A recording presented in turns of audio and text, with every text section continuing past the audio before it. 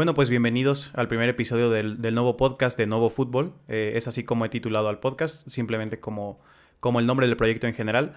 Este es un concepto que he querido hacer ya desde hace tiempo, una charla un poco más larga, una especie de, no sé, llamarlo desahogo, quizá, de algunas ideas que he tenido en el fin de semana. Quizá haga 2 episodios a la semana, no lo sé, depende de cómo le va a este episodio y también qué tan fácil es de editar, ¿no? Y de producir. Pero bueno, esta es la idea general, es un programa mucho más largo, guionizado, aunque solo con bullet points, con una especie de lista de las temáticas que voy a tocar. Para el episodio de hoy, ya adelanto, directamente son 3 temas. La vuelta del City a la carrera de la Premier League del equipo de Guardiola. También en qué punto histórico puedo rankear yo a Kevin De Bruyne. Esa es una reflexión personal. Y finalmente también el tema principal de las redes sociales, en mi opinión, de estos 2 días de fin de semana, pues es la Supercopa de España entre Real Madrid y Barcelona. Sobre las claves que yo había comentado, algunos de los protagonistas que yo considero los más importantes del partido, también algunas claves de cómo jugó cada uno de los equipos, pero bueno, esos son las tres temáticas. Como digo, quizá pueda hacer otro programa, una edición más en esta semana.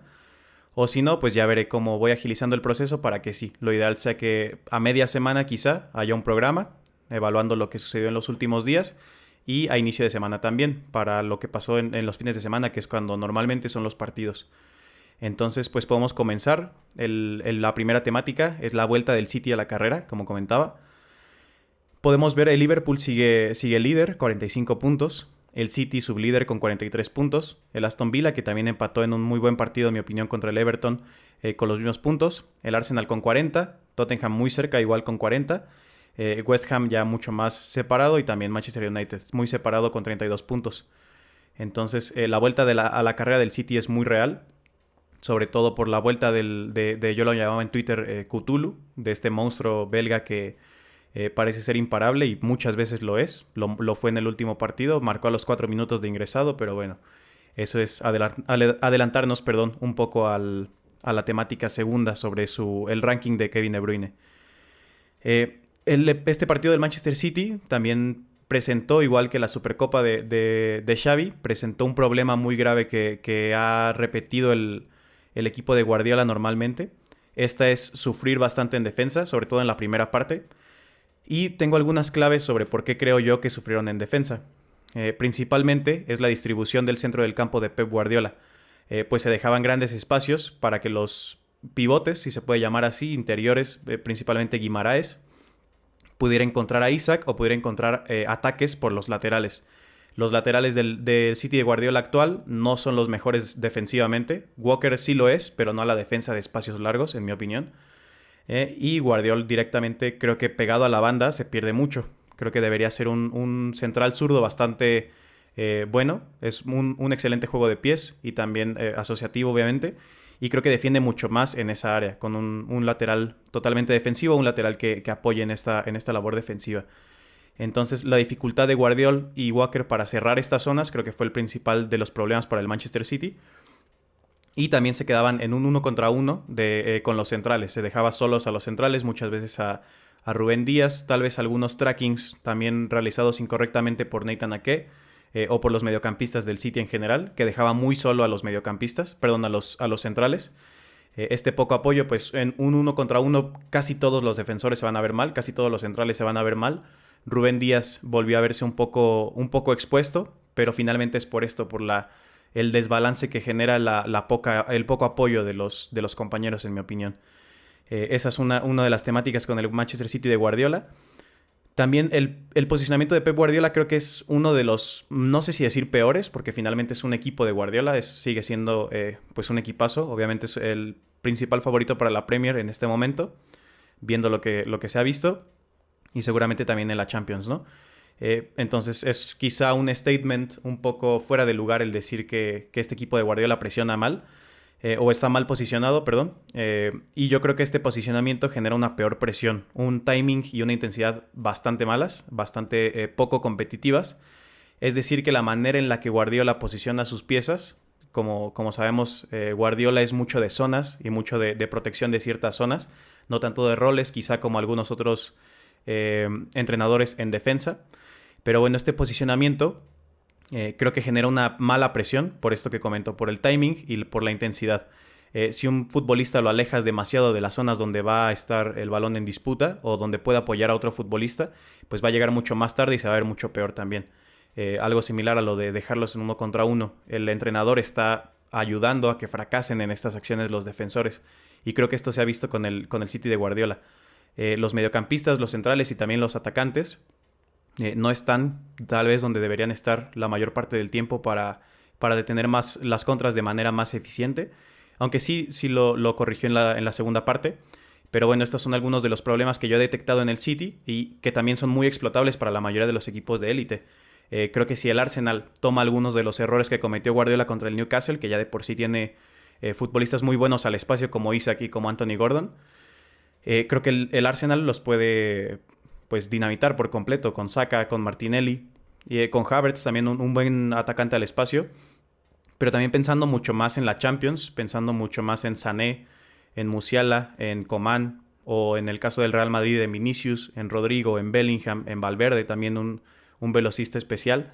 En general, la mayoría de los equipos tiene muy buenos corredores al espacio y también extremos muy móviles, incluso el mismo Barcelona, que no se le da muchas oportunidades en la Champions, y yo también estoy un poco en ese barco. Pero la mayoría de los equipos podría explotar realmente bien estas debilidades. Aunque claro, también en ataque, el mismo City, pues te puede liquidar. Quizá veamos eliminatorias más adelante en la Champions. Eliminatorias, perdón, del City con más goles de lo normal. Quizá no el mismo 3-0 que lograron contra el Bayern, sino un grupo de partidos, un conjunto de partidos mucho más reñidos en cuanto a un scoreline más alto. Es una predicción, una idea que quizá pueda suceder visto lo visto. Pero bueno, finalmente creo que el City de Guardiola competirá por esto que comento al final, por el ataque. Y sobre todo porque vuelve el mejor de todos, el mejor atacante de la Premier League y el mejor futbolista de la Premier League. Puede ser Salah cuando no está Kevin De Bruyne, pero en este momento que ya volvió y en cuanto vuelve es impactante, literalmente impacta en el partido, pues ahora es Kevin De Bruyne, en mi opinión. A los 4 minutos y 34 segundos de haber entrado, ya marca su primer gol y termina yéndose con gol y asistencia, aunque pudo haber sido con más asistencias, en mi opinión. Un par de acciones que logró pasar realmente bien, hacer un overlap con Walker, me parece que era todavía, y finalmente centrar. Una acción totalmente del City de Guardiola y una acción totalmente de Kevin De Bruyne, que muchas veces cuando no estaba De Bruyne la terminaba haciendo Walker, el mismo Walker. Entonces la vuelta de De Bruyne también va a liberar un poco más a Walker, va a permitir que cree centralizado y simplemente no se tiene que subir tanto, entonces quizá las transiciones defensivas no le cuesten tanto. Lo puede proteger un poco más Guardiola en este aspecto. Pero bueno, como decía, 3 jugadas trademark suyas en las que pudo haber asistido perfectamente.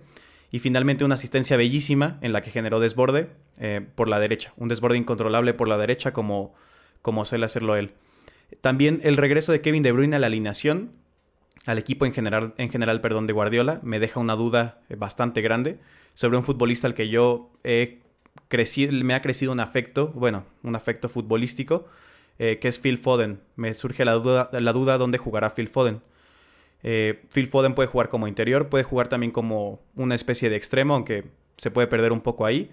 Me gusta mucho más como interior, pero no sé dónde entraría él en un equipo donde Rodri es inamovible, De Bruyne es inamovible.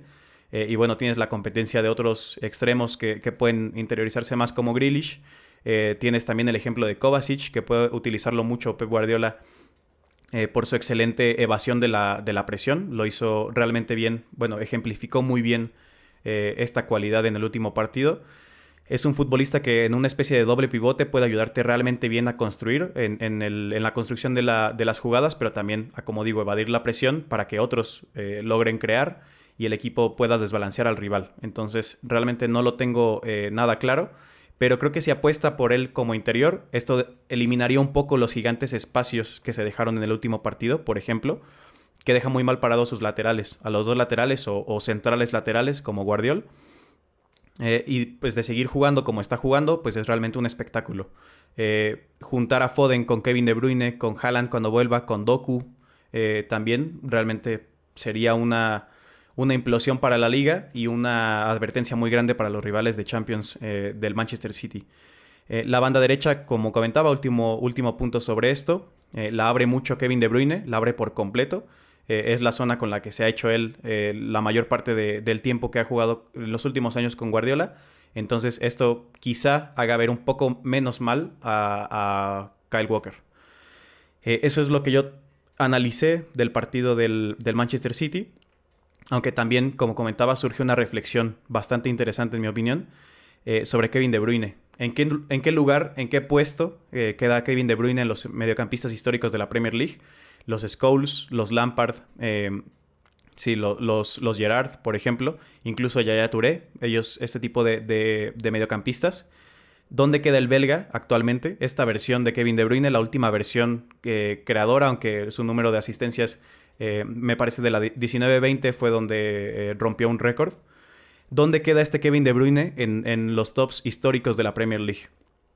Por talento, palmarés, impacto y grandeza, para mí sin duda ya entra en los mejores jugadores de la historia de la Premier League, eso es tal cual. Y para mí ya ha superado a estos grandes, ya ha superado a estos Scholes, Lampard, todos ellos. Creo que los ha superado con creces. Por esto, porque es la mezcla del palmarés. Por ejemplo, Gerrard no lo tiene. Gerrard tiene la Champions, pero no tiene la Premier. Y De Bruyne tiene 5 de ellas. De Bruyne tiene el palmarés, tiene la grandeza y el impacto. Lo vimos reflejado en el partido. Me salía también la reflexión en Twitter sobre, leyendo un poco de los tweets que comentaba la gente sobre Kevin De Bruyne y sobre la injusticia que se tiene, la supuesta injusticia que se tiene con Salah, llamando a Kevin De Bruyne el mejor de la liga recién regresa. Me surgía esta reflexión sobre que así es como se resuelven los debates de GOAT prácticamente.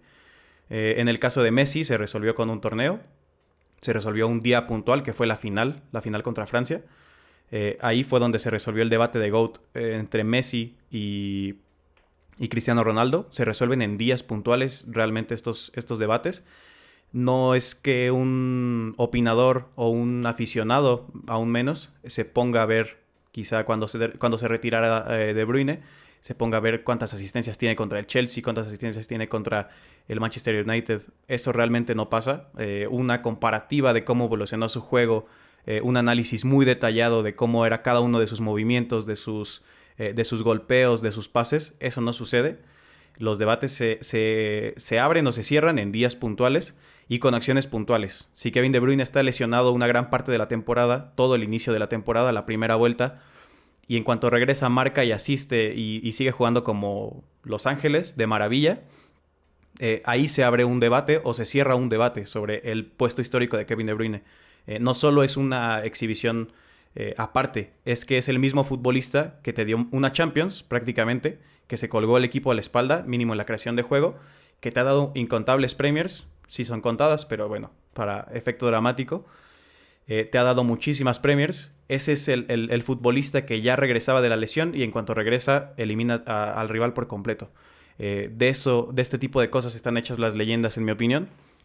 Creo que Kevin De Bruyne es el mejor mediocampista en la historia de la Premier League. Lo demuestra semana tras semana.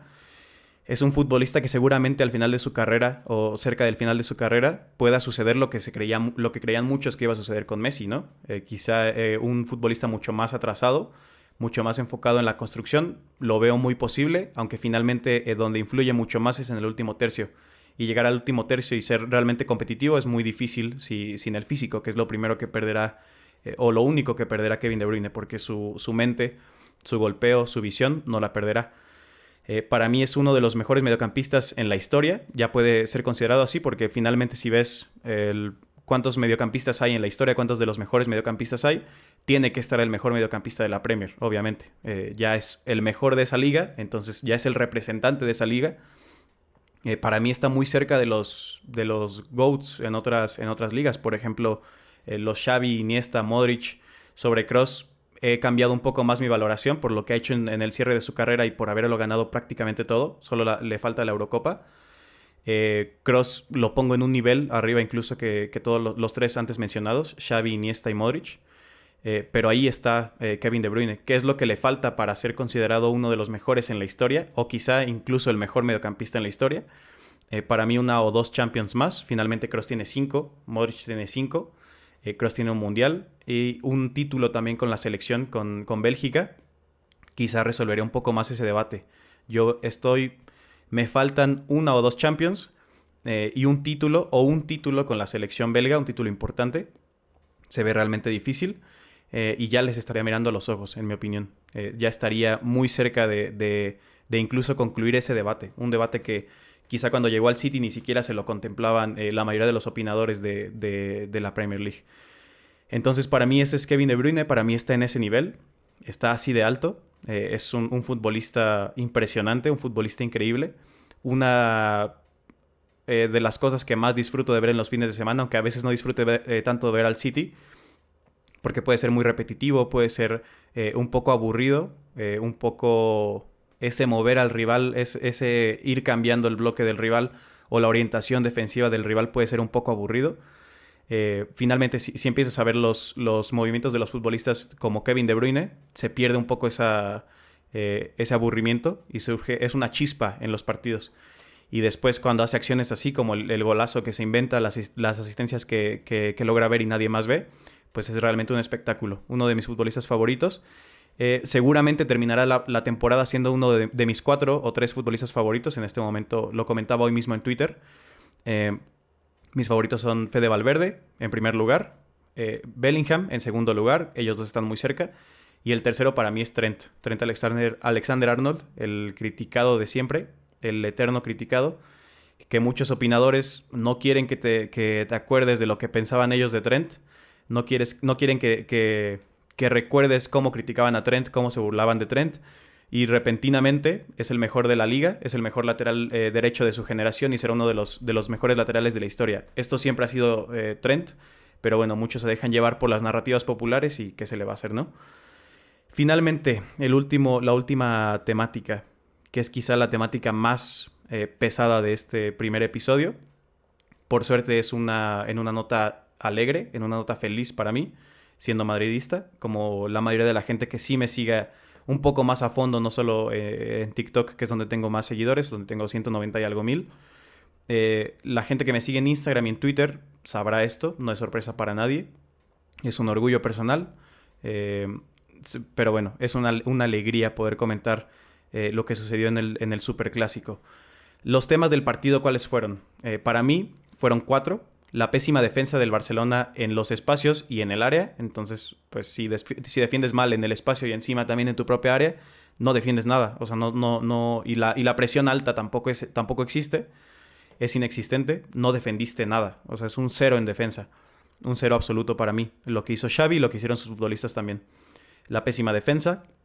Un equipo muy desestructurado. No solo la defensa, también los mediocampistas que, de nuevo, es todo Xavi, teniendo futbolistas como Pedri, como De Jong, como Gundogan, no poder hacerte siquiera con una especie de lucha por el centro del campo. Se jugó a lo que el Madrid quiso, eso es evidente, y teniendo futbolistas así debe ser un poco más fácil desafiar por el tempo, aunque estés desafiando a un histórico, a un futbolista legendario como Toni Kroos, y como Fede Valverde se está convirtiendo. Esa es mi segunda temática. Y mi tercer tema recurrente en el partido fue un Real Madrid eficiente. Un Real Madrid, quizá el último clásico por la Copa del Rey en la que se hizo la remontada 4-0. Fue la última de estas, o una de las muy pocas veces en las que el Madrid ha podido ser eficiente contra el Barcelona. Han habido muchos otros momentos en la historia reciente del Barcelona en la que estaba sufriendo muy gravemente el equipo. Y el Madrid no sentenciaba, no goleaba, no parecía tener esa hambre por golear al rival. En estos dos últimos clásicos sí lo ha sido. Bueno, interrumpido un poco por el 2-1 que se inventa Bellingham, que ha sido un partido muy malo de Ancelotti. Pero bueno, es uno de esos partidos en los que el Madrid sí busca hacer sangre y lo logró. Fue eficiente y aprovechó la mayoría de sus acciones clarísimas. Y por último, el mejor centro del campo del mundo está en el Real Madrid. Entonces, esto es condicionante para este partido. Y espero que Carleto tome las acciones necesarias para que en los partidos importantes que son la Champions vuelva a repetirse esta tendencia de demostrar las fortalezas y esconder también las debilidades de cada una de las piezas del centro del campo, que realmente es un centro del campo que será histórico. lo comentaba en Twitter también, es un centro del campo que reúne a Toni Kroos, a Luka Modric, a Jude Bellingham, a Fede Valverde, a Camavinga y a Tchouaméni.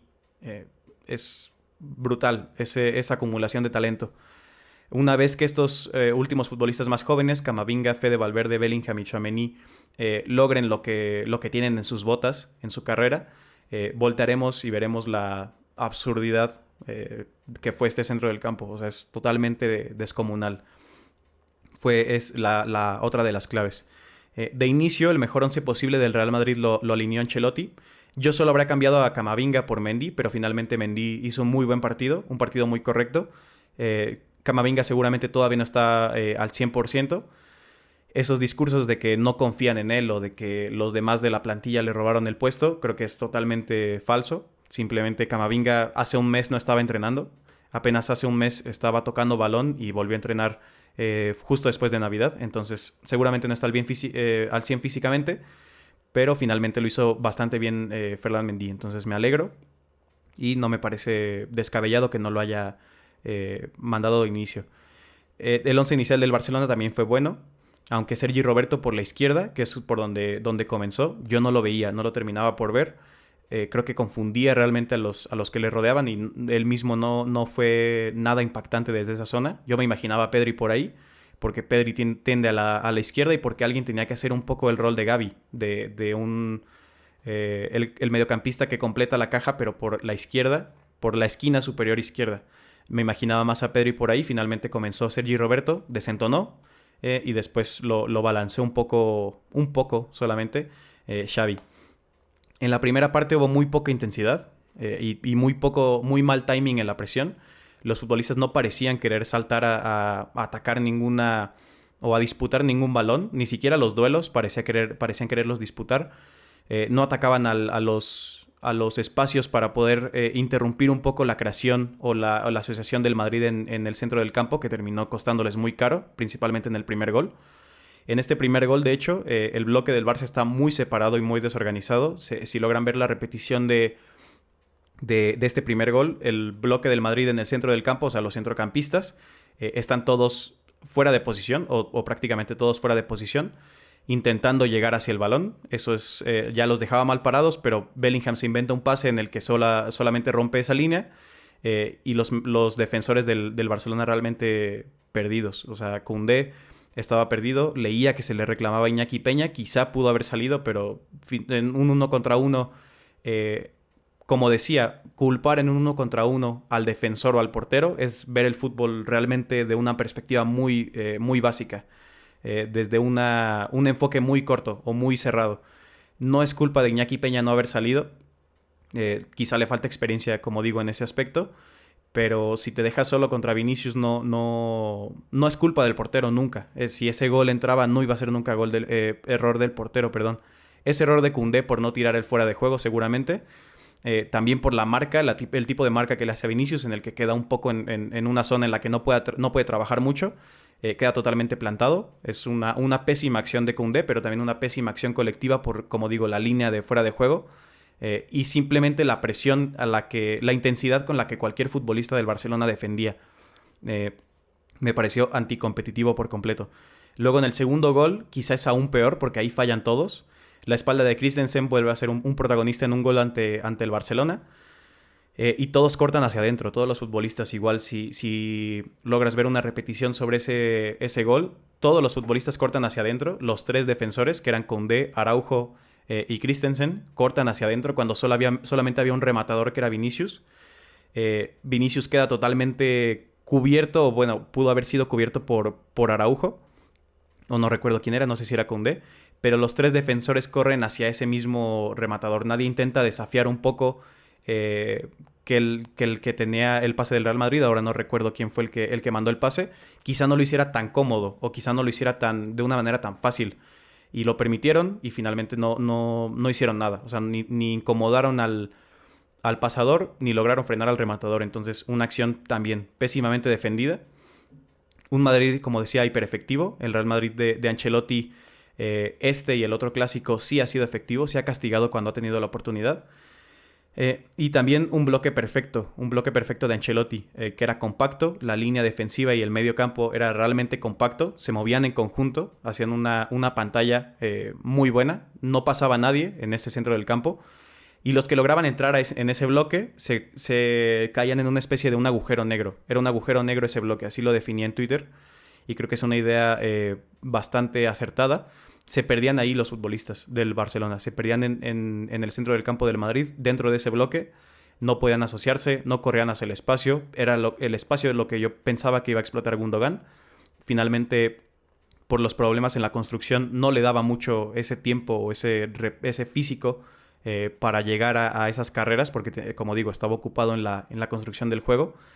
Un mal utilizamiento o utilización, no sé cómo sea esa palabra, de sus futbolistas, de Xavi.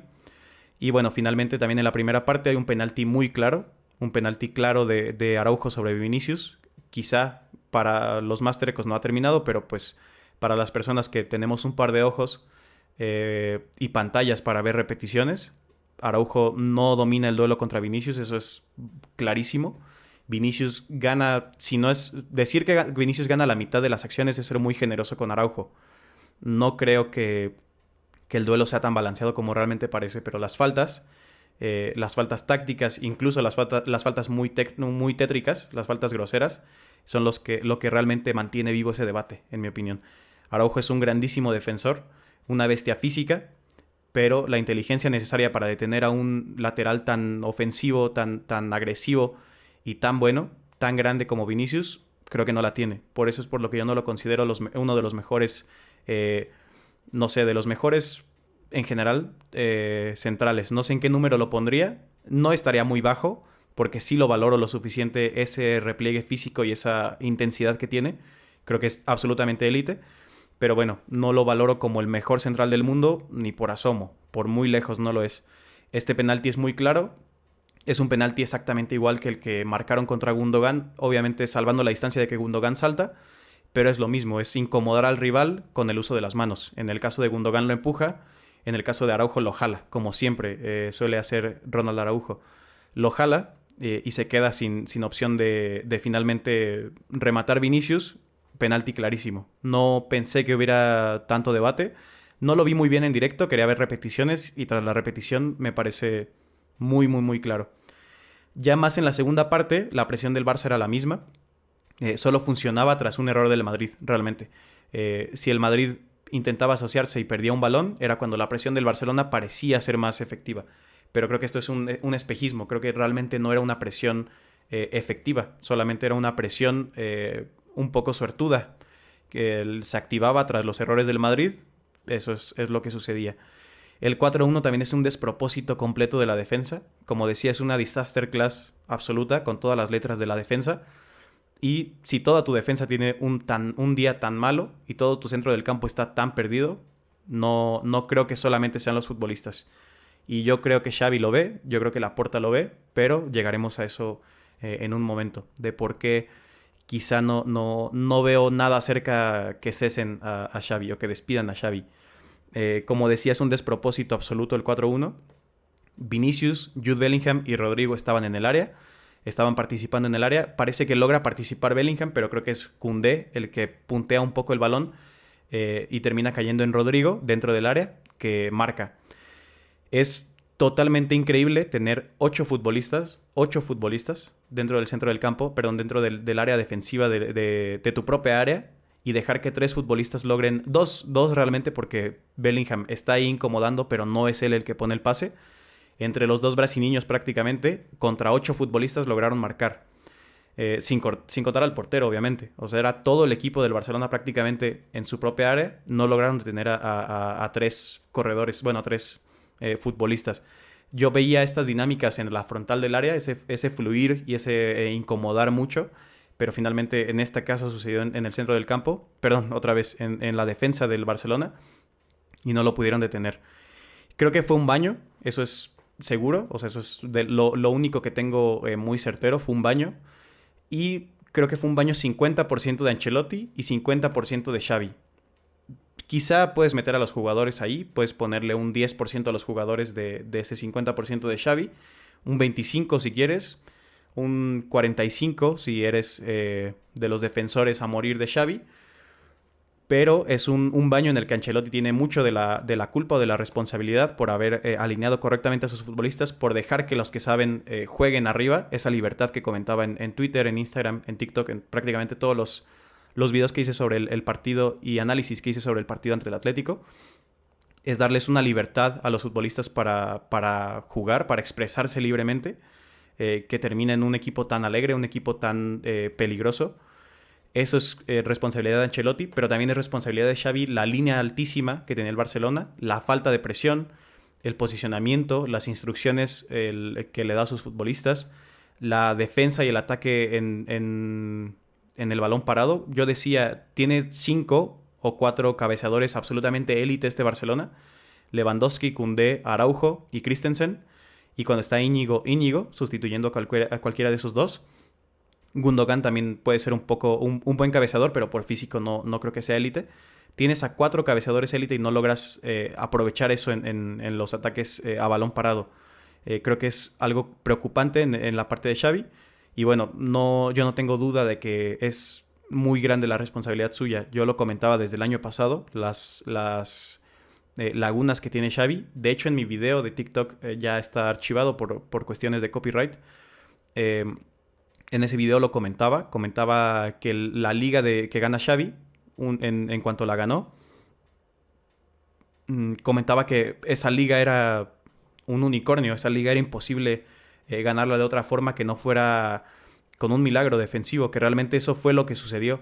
Los expected goals reflejaban que el Barcelona debía encajar 13 goles más de lo que realmente hizo. 13 goles es una cantidad absurda. Es una cantidad que en ese tipo de parámetros no se ve simplemente, o sea, por cosas paranormales, por alguien que salvaba el gol en la línea, o un Ter Stegen también genial. Esos goles no entraban, pero esos goles debían entrar según la estadística. Y bueno, una vez que se acaba esa suerte, que eso sí fue suerte, queda este equipo, un equipo que no está trabajado prácticamente en nada. Tiene una cantidad de talento muy grande. Sigo diciendo que es uno de los equipos que acumula más talento en toda Europa. Aquí difiero de muchos otros opinadores y sobre todo muchos otros opinadores en la línea madridista. Creo que es un equipo élite, una plantilla élite. Gundogan, o sea, a mí no me puede decir nadie que un equipo con Gundogan, Lewandowski, Pedri, Frenkie de Jong, Rafinha, que yo lo valoro alto, Lamine Yamal, que también es un talentazo y eso se ve con un partido que veas de él.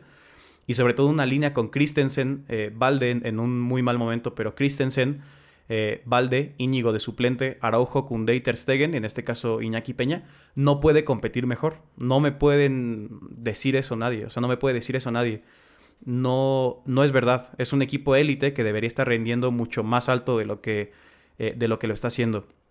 Mi miedo, entre comillas, como madridista, sería un entrenador de verdad, un entrenador real, que haga con esta plantilla pues, lo que se puede, o sea, para lo que está esta plantilla.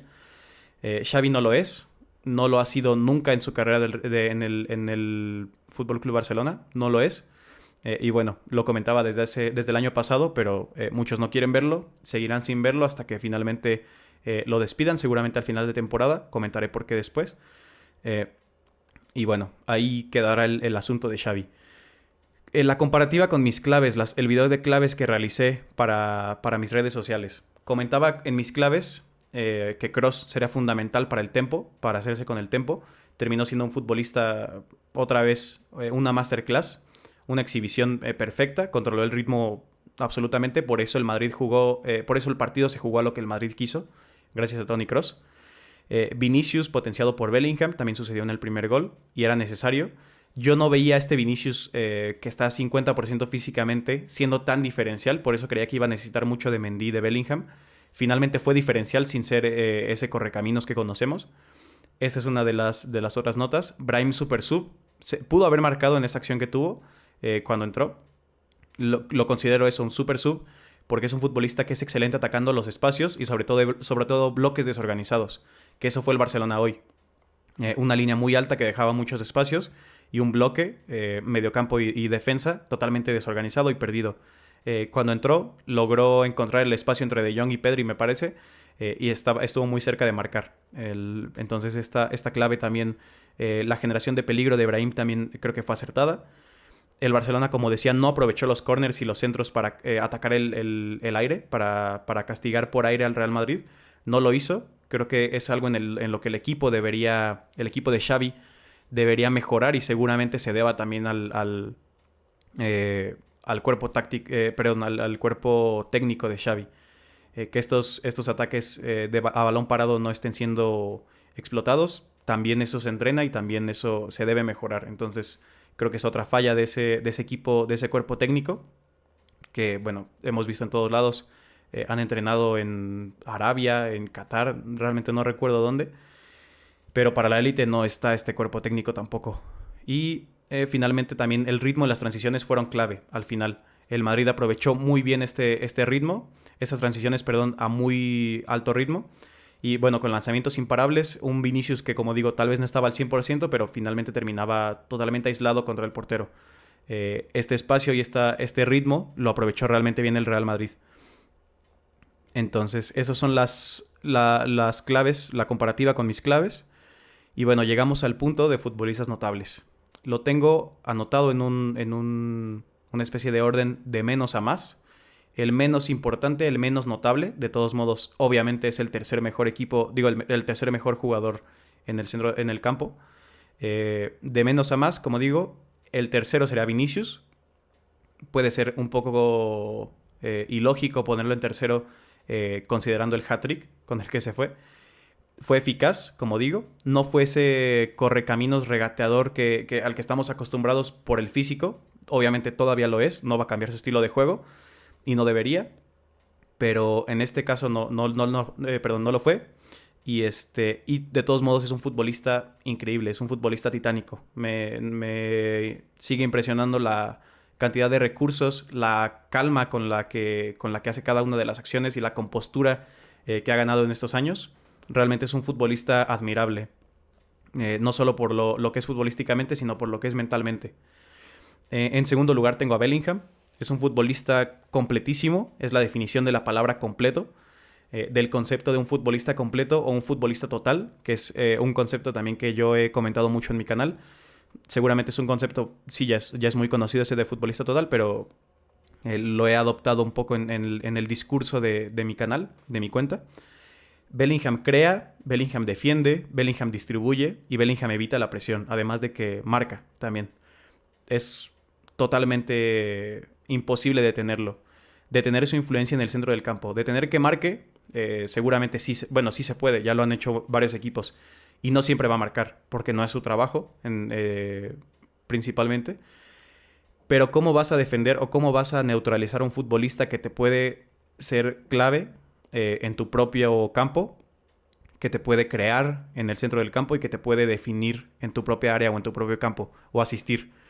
Creo que es imposible. Creo que el set de habilidades que tiene le hacen un futbolista incontrolable y obviamente un futbolista que será histórico. Ya no tengo ninguna duda sobre ello. Toco madera para que no suceda algo con respecto a las lesiones. Espero que no suceda de verdad. Pero eso sería lo único que lo detendría, porque es un futbolista titánico. Es un futbolista que marcará la tendencia de los futbolistas de aquí en adelante. Si Cristiano fue el trabajo, si Cristiano fue el que marcó el antes y el después de que los futbolistas fueran atletas absolutamente élite, con preparación élite y de talla mundial, creo que Bellingham, en el lado futbolístico, será eso, será la exigencia de que si quieres desafiar a Bellingham por su trono, tienes que ser lo mismo, tienes que ser un futbolista total. Y para futbolistas totales en su generación veo muy pocos. Y en otras facetas que seguramente no sean tan llamativas. Entonces Bellingham absolutamente descomunal. Y llegamos al tercero de ellos, al mejor de todos, al mejor 8 de toda la temporada. Eso lo comentaba también desde el año pasado. Aquí también la gente que ya me siga de un tiempo en Nuevo Fútbol pues sabe que aquí comentamos las narrativas populares antes de que sean las narrativas populares. Eso ya lo he hecho en varias ocasiones. Y es lo mismo con Valverde. Valverde lo comentaba desde el año pasado, me parece en septiembre o octubre. Ya era el mejor interior del mundo. Era un maestro creador, un maestro en el centro del campo, que es decir, dirigía el tempo, dirigía sobre todo el ritmo ofensivo del Real Madrid. pero es que lo es todo. O sea, también lo que comentaba de Bellingham también aplica para Valverde. Valverde es un futbolista sumamente inteligente. Esto es algo infravalorado de él porque sí es un físico brutal, es una bestia física, es un físico descomunal, obviamente, eso todos estamos de acuerdo. Hemos visto los repliegues que hace, hemos visto las carreras que hace, las conducciones. Es una bestia física, o sea, es muy especial físicamente, pero su inteligencia no es valorada lo suficiente, creo yo. Siempre sabe dónde estar para interceptar un balón, para intervenir, incomodar la acción rival. Recupera con una facilidad increíble. Esto de nuevo es por el físico también, por la manera en la que puede controlar su cuerpo y la manera en la que se activa. Es un físico descomunal, como digo, pero acompañado de una inteligencia élite, tal cual, una inteligencia élite en un interior. Distribuye con mucha velocidad y con mucha intención también. Sus pases son muy peligrosos. También hemos visto en esta temporada muchos cambios de dirección muy bien intencionados hacia el lado que estaba más despoblado por la sobrecarga del Real Madrid. Lo ve todo y finalmente flota entre zonas para dar amplitud al equipo. Un futbolista de nuevo total también. Un futbolista que logra contribuir mucho al equipo y no solo físicamente. O sea, de nuevo, quitémonos esa idea porque nos hace ver mal. Nos hace ver como alguien que solamente interpreta la superficie de las cosas. Valverde es mucho más que eso. Y bueno, también el partido que hace él, quizá estadísticamente me sorprendió mucho. Me metí una de las aplicaciones en las que checo los resultados y Valverde tenía una calificación de 6.7, una valoración de 6.7. Estadísticamente no fue tan destacable su partido quizá. Logró 7 intercepciones o 7, algo así, 7 acciones defensivas. Ya es un muy buen número, pero bueno, es un interior que eso solo es una parte de su juego. O sea, también tiene la construcción y la creación que comentaba. Y el físico y también la posibilidad del mismo rematar. Lo intentó hoy, lo ha intentado prácticamente todos los partidos, pero simplemente no se ha dado. Pero bueno, ese es Valverde. Esos son mis 3 futbolistas favoritos del clásico. 2 de ellos son mis futbolistas favoritos de todo el curso. Obviamente también tiene que ver mucho el fanatismo. También es algo que comentaré quizá en otro episodio. El fanatismo tiene mucho que ver y el que te diga que el fanatismo no tiene que ver o que él es objetivo y no se guía por fanatismo, te está mintiendo y te está dando la píldora endulzada. O sea, te está dando sus opiniones matizadas, bueno, sus opiniones subjetivas, maquilladas como opiniones objetivas. Entonces, pues cuídate más de esos opinadores que del que abiertamente acepte este tipo de cosas, ¿no? Pero bueno, es otra temática también. ¿Qué nos deja el clásico? Es con lo que voy a cerrar este episodio. ¿Qué aprendemos de este clásico en cuanto a Madrid y Barcelona de una manera un poco más institucional? ¿Qué es lo que nos deja este partido para el Real Madrid? Que está a 2 piezas de ser el mejor equipo del mundo, de ser mejor equipo que el City. Y creo que es el mejor equipo del mundo con mucha diferencia. Eso es algo muy grande que decir contra equipos que tienen a Haaland y a Rodri, contra equipos que tienen a Kane, Kim Min-jae y Musiala, contra equipos que tienen a Bastoni, a Varela. Es un statement muy grande, pero creo que está realmente claro, o bueno, para mí lo está. Está a 2 piezas, que es un 9 y un central zurdo, de ser el mejor equipo del mundo. Me preocupa mucho la vuelta, bueno, no sé cuándo vuelva Álava, pero me preocupa mucho esa zona izquierda del Real Madrid si no está Camavinga y si no está Mendy en un muy buen nivel, que no es lo normal en Mendy. Me preocupa mucho ese lado izquierdo. Se pueden filtrar muy fácil los corredores y los balones por ese carril intermedio. Es lo que más me preocupa contra rivales élite. Ya llegará el momento en el que lo comente cuando se acerquen las eliminatorias de Champions. Me preocupa mucho esa zona. Y un 9, simplemente fijar marcas, como digo, incomodar el juego aéreo, que es absolutamente vital. Eso es algo también que me preocupa un poco. Endrick, cuando venga, va a resolver muchas cosas del 9, pero el juego aéreo no, por ejemplo. Entonces, creo que está esas piezas. Quizá acumulando un poco más de defensores o rematadores, simplemente cabeceadores, que sean élite o estén cerca de serlo. Tchouaméni lo es y Rudiger lo es, solamente son los únicos 2. Valverde puede aportar mucho desde ahí, pero bueno, no es una especialidad suya. Por físico tampoco se debe esperar. Bellingham lo mismo que Valverde en ese aspecto. Pero bueno, creo que está esas 2 piezas de ser el mejor equipo del mundo con diferencia. Y pues también en cuanto a Carlo Ancelotti, creo que es una labor enorme. Ancelotti, mucha gente lo tiene muy mal valorado. Yo creo que me incluyo un poco en esa gente por los errores que considero que llegó a cometer. Yo soy yo y Ancelotti es Ancelotti, entonces un error que yo considero un error, algo que ha hecho Ancelotti, pues sería absurdo o es absurdo, pero finalmente es lo que hago, es la opinión que ofrezco.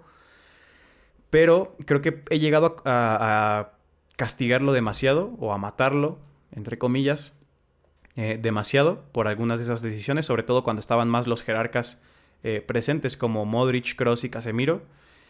Un desbalance muy grande en su equipo en esos momentos, pero esta temporada creo que no hay nada que reprocharle, absolutamente nada. Es un equipo que perdió a su portero titular, al mejor portero del mundo, que perdió a su mejor central, que ahora lo es Rudiger, pero su mejor central sigue siendo Militao. Lo perdió. Perdió ahora a Álava. Perdió a su 9 titular, también a la que era hasta que salió, seguía siendo la fuerza ofensiva más grande del Real Madrid, o el cerebro ofensivo más grande del Real Madrid, que es Karim Benzema. Lo perdió. A ellos 4 los perdió de un curso a otro. Cada uno por situaciones diferentes. Bueno, no realmente por Benzema porque se fue y los demás por la rodilla, porque les explotó la rodilla básicamente. Ellos por eso los pierde Ancelotti. Pero un equipo con estas bajas y que ha llegado a estar sin Camavinga, sin Tchouaméni, sin todos, sin Vinicius por un relativamente largo para él periodo de tiempo, que siga compitiendo de esta manera es increíble. Y no solo compitiendo, el mejor equipo hasta ahora junto al Leverkusen, en mi opinión. El equipo más constante. Será líder de la liga cuando pueda disputar esos partidos otra vez. Una dinámica excelente, un vestuario motivado, un vestuario que, como digo, para mí esa libertad y esa expresión que logran hacer los futbolistas es casi arte. Es un artista en ese sentido Ancelotti. Y bueno, por palmarés no hay muchos que se le acerquen o prácticamente nadie, porque tiene más Champions y tiene el récord de las 5 ligas. Entonces, Ancelotti queda en un espacio muy alto para mí. Mínimo esta temporada ya la va a cerrar con un título. Y espero que puedan ser más. Espero que puedan ser 4 títulos. Realmente, pues sí, tengo emoción como aficionado y también creo que haya argumentos futbolísticos para creer que el Real Madrid puede hacer una muy buena temporada. Una temporada grandísima, histórica. Creo que realmente está en ese punto el equipo. Y esta temporada es de legado para Ancelotti. Es una temporada que lo deja aún mejor parado en el top mundial de entrenadores o en el top histórico de entrenadores. Un genio. Es simplemente lo que tengo que decir. Y esta palabra de genio está más basada en lo que digo, en la libertad, en el dejar jugar a los que saben, en el hacer un equipo, un sistema que sea muy difícil de romper, un bloque que sea muy difícil de pasar y al que sea muy difícil marcarle. Eso es fundamental de un entrenador, pero no tantos circuitos y no tantos automatismos y tantos jugadas ensayadas en ataque, triangulaciones, ese tipo de cosas.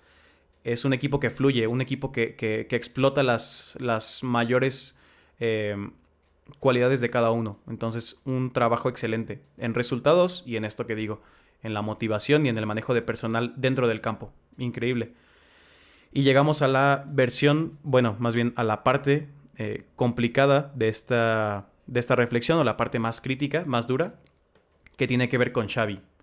Como digo, yo no soy sospechoso de ser anti-Xavi. No soy anti-Xavi porque no me da igual él. No lo considero un entrenador élite, en lo absoluto. No es un entrenador élite. Ya lo dejó muy claro. No lo era la temporada pasada, pero bueno, o sea, está ese más 13, bueno, 13 goles positivos en los expected goals. 13 goles que no encajaron y debían haberlo hecho, lo que les dio la liga. Pero bueno, ahí está Xavi Hernández. Xavi tiene un problema muy grande por el hecho de que se endeudó mucho el equipo, bueno, mucho el club, para darle el equipo que actualmente tiene, que como he dicho es élite, absoluto. Pero creo que Xavi no será cesado y creo que Xavi termina la temporada, es muy seguro.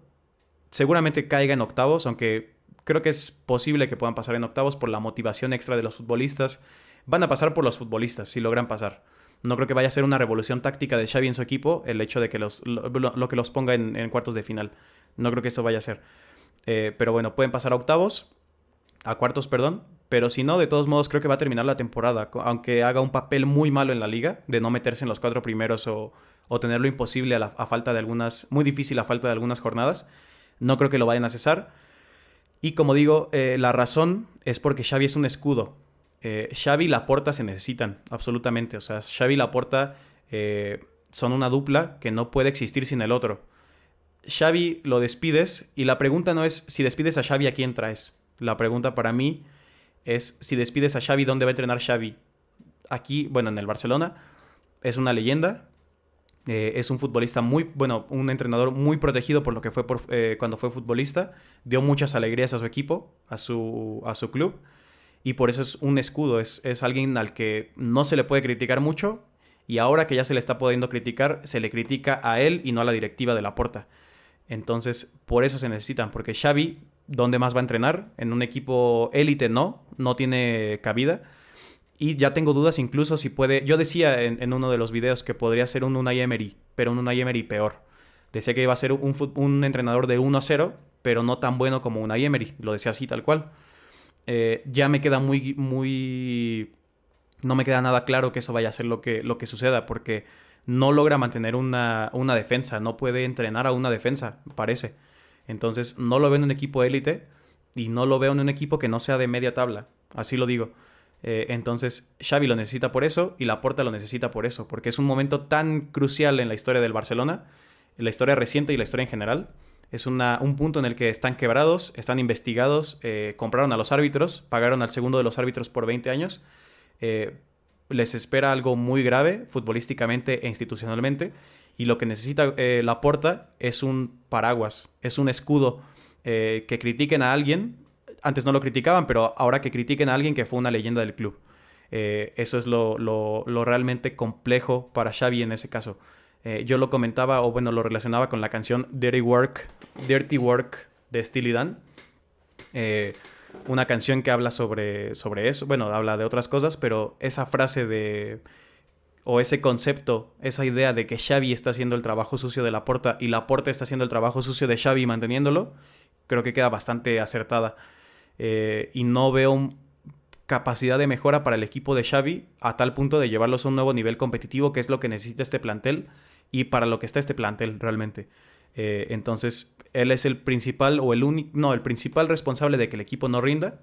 Es Xavi Hernández, obviamente es el entrenador. Si todos los aspectos del juego, si generas por individualidades, si defiendes, cuando defiendes por individualidades, si tu centro del campo está perdido teniendo tanto talento, es tu culpa, es culpa del entrenador, obviamente y lógicamente.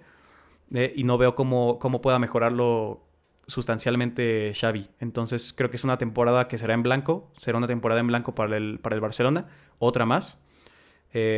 Con Koeman no valía decir es lo que hay, pero ahora muchos opinadores del Barcelona se están volteando a esa tendencia de es lo que hay, de es el equipo que le tocó a Xavi. Y es lo que puede competir Xavi con este equipo es solo muy poco. Entonces yo no estoy nada de acuerdo. Tampoco, como digo, con opinadores madridistas que creen que Xavi tiene una plantilla mediocre y es un entrenador mediocre. Yo solo creo que es un entrenador mediocre, pero tiene una plantilla muy buena. Entonces, pues malos días seguramente vendrán para Xavi. Y pues será cuestión de otro video, bueno, en este caso de otro episodio, ver sustitutos posibles de Xavi. Yo proponía a Flick, proponía a Thomas Frank y a Michel, obviamente. A Michel, perdón. El del Girona, o sea, porque no puede quedar fuera de la contienda o mínimo de la contienda en la opinión pública. Pero Thomas Frank me parece también un candidato muy interesante. Como digo, será tema para otro episodio. Y yo creo que aquí es donde cerrará este episodio. Comentamos las 3 temáticas que tenía planeadas, sobre todo la Supercopa, que seguramente ahí nos llevamos más tiempo de lo que nos llevamos en los otros 2 temas, que también me parecieron interesantes. Entonces veré qué tan factible es editar un video largo, las cosas con las plataformas de distribución de los podcasts.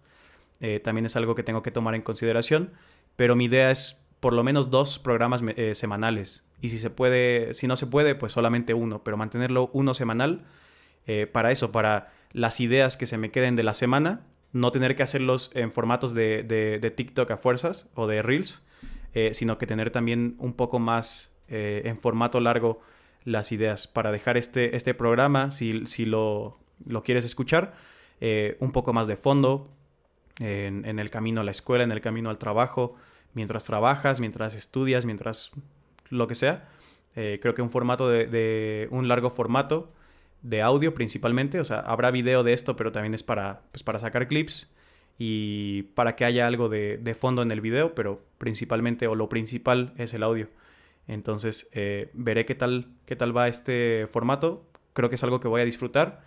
Tengo aquí mi señal, por si no la habíamos visto, si no la habían visto. Aquí está más bien, aquí se ve. Entonces, bueno, esto no lo verán los que lo consumen a través de solo la plataforma de audio, pero bueno, creo que aquí voy a dejar este episodio. Gracias por verlo, a los que lo hayan visto, gracias por escucharlo, los que lo hayan escuchado, compártelo.